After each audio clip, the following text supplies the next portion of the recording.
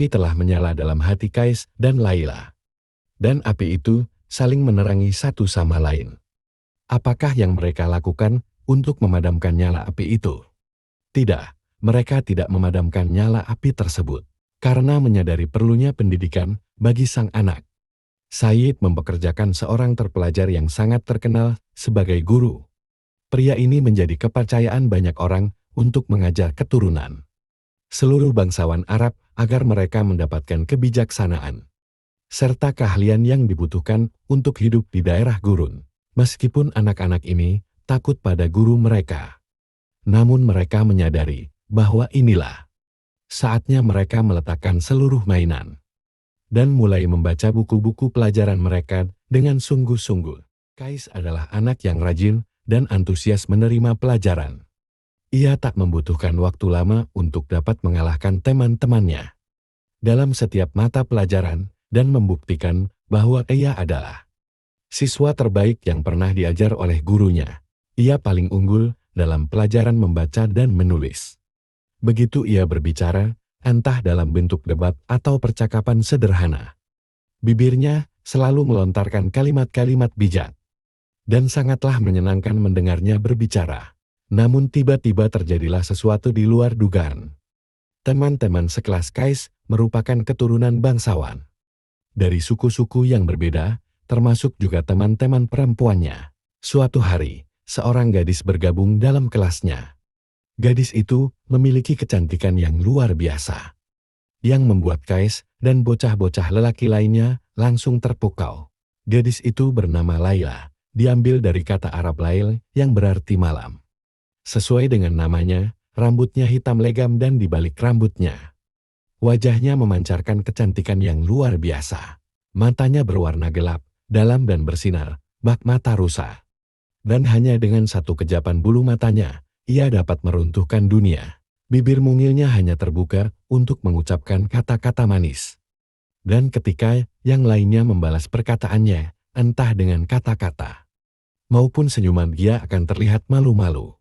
Kedua pipinya akan merona merah, seolah-olah mawar merah bermekaran pada pipinya yang berwarna putih susu. Bahkan hati yang sedingin es pun akan meleleh tatkala memandang keindahan gadis ini. Namun perasaan Kais muda jauh lebih dalam dibandingkan dengan teman-temannya. Ia telah tenggelam dalam lautan cinta. Bahkan sebelum ia mengenal arti cinta yang sesungguhnya, ia telah memberikan hatinya kepada sang gadis. Bahkan sebelum ia menyadari apa sebenarnya yang ia berikan. Namun Kais tidak sendirian, karena Laila pun merasakan hal yang sama. Api telah menyala dalam kedua hati mereka. Dan api itu saling menerangi satu sama lain. Apakah yang mereka lakukan untuk memadamkan nyala api itu? Tidak, mereka tidak memadamkan nyala api tersebut. Mereka hanyalah anak-anak. Dan anak-anak hanya dapat menerima apa yang mendatangi mereka tanpa banyak bertanya. Cinta ibarat sang pembawa anggur yang menuangkan minuman di gelas-gelas hingga meluap. Dan anak-anak itu meminum apapun yang dituangkan untuk mereka. Dan tentu saja hal itu membuat mereka mabuk kepayang. Karena mereka tak menyadari betapa kuatnya minuman itu sebenarnya. Rasa mabuk yang pertama kali dialami lalu menjadi yang terhebat. Jatuh yang mereka rasakan untuk pertama kali selalu menjadi pengalaman yang terberat, dan patah hati yang dirasakan untuk pertama kali selalu menjadi yang paling menyakitkan. Dan begitulah mereka melangkah jauh dengan perasaan itu hingga terlambat untuk kembali lagi. Dipesonakan oleh sebuah kekuatan yang asal-usulnya tak mereka ketahui, dan kekuatan itu terlalu hebat untuk dapat mereka lawan. Mereka telah meminum habis gelas berisikan minuman cinta siang dan malam. Dan semakin banyak yang mereka minum, semakin kuat ketertarikan mereka satu sama lainnya. Mata mereka menjadi buta dan telinga mereka menjadi tuli di sekolah dan di dunia yang berada di luar kelas mereka. Kais dan Laila telah kehilangan diri mereka dan akhirnya saling menemukan. Bagi Kais, Laila bak matahari yang merambat naik di langit. Hatinya dengan keindahan dan sinar yang tak ada bandingannya. Hari demi hari, cahaya yang dipancarkan Laila semakin terang, menerangi tak hanya dunia Kais, namun juga dunia mereka-mereka. yang beruntung dapat berjumpa dengannya. Orang bilang cinta pertama adalah yang terhebat. Dan bahwa kenangan pertama itu takkan pernah hilang. Bagi Kais dan Laila, hal ini benar adanya. Begitu besarnya kebahagiaan yang mereka rasakan hingga mereka tak berani mempertanyakannya, karena mereka takut perasaan itu akan hilang secepat datangnya. Bagi Kais, Laila bak matahari yang merambat naik di langit hatinya. Dengan keindahan dan sinar yang tak ada bandingannya hari demi hari. Cahaya yang dipancarkan Laila semakin terang menerangi tak hanya dunia Kais, namun juga dunia mereka-mereka yang beruntung dapat berjumpa dengannya. Bocah laki-laki lainnya pun terpukau dan terpesona oleh sinar Laila yang membutakan selama pelajaran berlangsung. Mereka semua memandangnya dengan mulut terbuka.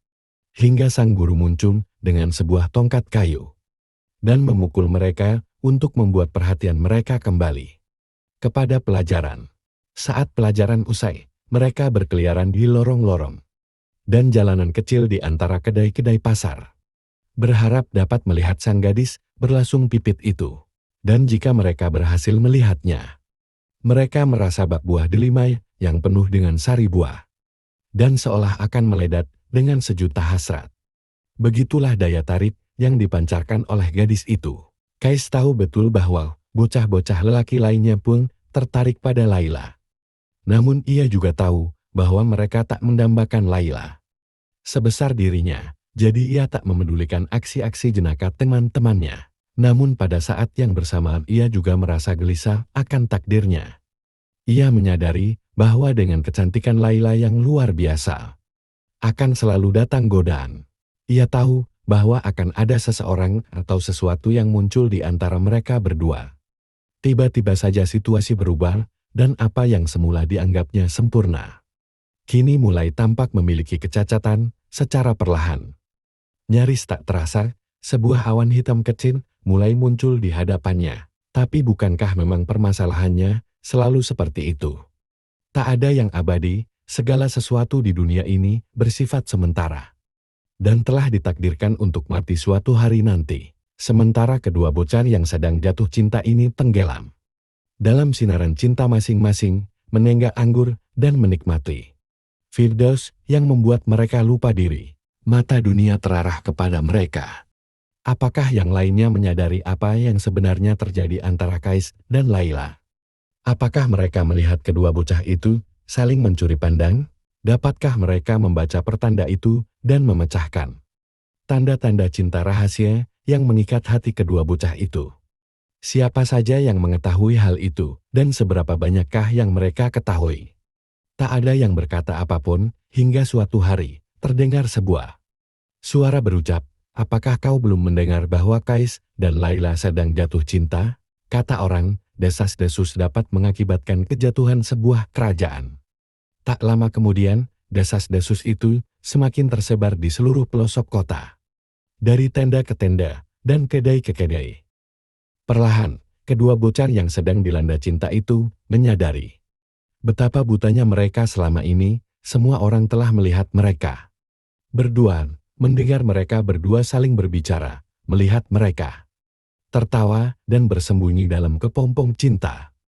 Mereka berdua tak menyadari hal tersebut. Selubung itu telah terbuka, dinding itu telah runtuh. Dan kini telah tiba saatnya untuk beraksi. Demi menyelamatkan diri dan juga cinta mereka. Kedua bocah itu berusaha untuk meredakan tatapan mata mereka yang tajam ke arah satu sama lain, dan menutupi bibir-bibir mereka yang haus akan ungkapan cinta. Namun hasrat dan kewaspadaan kadangkala saling bercampur aduk, dan mereka tak sanggup menutupinya di hadapan publik. Kewaspadaan bukanlah sebuah rantai bagi hati yang telah terikat oleh kecantikan kekasihnya. Apa yang harus dilakukan oleh Kais? Tanda tanya. Jiwanya adalah cermin bagi sinar yang dipancarkan oleh Laila. Bagaimana caranya ia dapat menyimpan sinar itu untuk dirinya sendiri? Laila menyinarinya bagai matahari yang bersinar terik di siang hari. Bagaimana mungkin sinar yang seterang itu dapat disembunyikan? Bagaimana mungkin ia bisa memalingkan diri dari sesuatu yang paling berarti dalam hidupnya? bahkan dalam waktu sedetik saja. Hati Kais bertentangan dengan logika. Dan seberapapun beratnya ia berusaha menyembunyikan cintanya untuk Laila, ia tetap mengalami kegagalan. Bersama Laila, ia merasa serbuan panah. Cacian yang diluncurkan oleh 1000 busul, namun tanpa Laila. Kesedihan menusuk-nusuk jantungnya bagai pisau tajam. Kais tak menemukan jalan keluar dari kesulitan ini. Dan ia semakin larut dalam kebingungan, selain telah kehilangan hatinya. Kini ia juga kehilangan akal sehatnya. Yang dapat dilakukannya hanyalah berjalan berputar-putar dalam keadaan tak sadar, mengungkapkan kekagumannya atas kecantikan serta kebaikan Laila kepada siapa saja yang ia temui. Semakin banyak orang yang berjumpa dan mendengar ucapannya, semakin menggila dan aneh pula kelakuannya. Dan kemanapun ia melangkah, banyak orang yang menatapnya dan menunjukkan jari ke arahnya. Tertawa-tawa, mencemuhnya, dan berkata, ini dia si orang gila, si Majnun. Bagi suku Laila, situasi ini tak dapat ditolerir, karena tidak saja menyangkut nama baik Laila, namun juga nama baik suku menjadi taruhannya. Apakah benar jika integritas mereka dipertanyakan dan nama baik mereka dinodai oleh si bocah gila dari Banu Amir ini? Apakah benar reputasi Laila ternoda? Mereka harus segera bertindak. Hal pertama yang mereka lakukan adalah melarang Laila untuk keluar dari tendanya. Seorang penjaga bertugas untuk menjaga bagian depan tenda. Dan diperintahkan agar menangkap Kai jika ia mencoba untuk mendekati Laila. Begitulah yang terjadi. Mereka menyembunyikan sang rembulan dari gonggongan anjing pemburu. Tak ada yang dapat dilakukan atau diucapkan oleh Laila untuk mencegahnya. Ia harus menyembunyikan kesedihannya. Kesedihan yang mengancam akan merobek hatinya menjadi dua.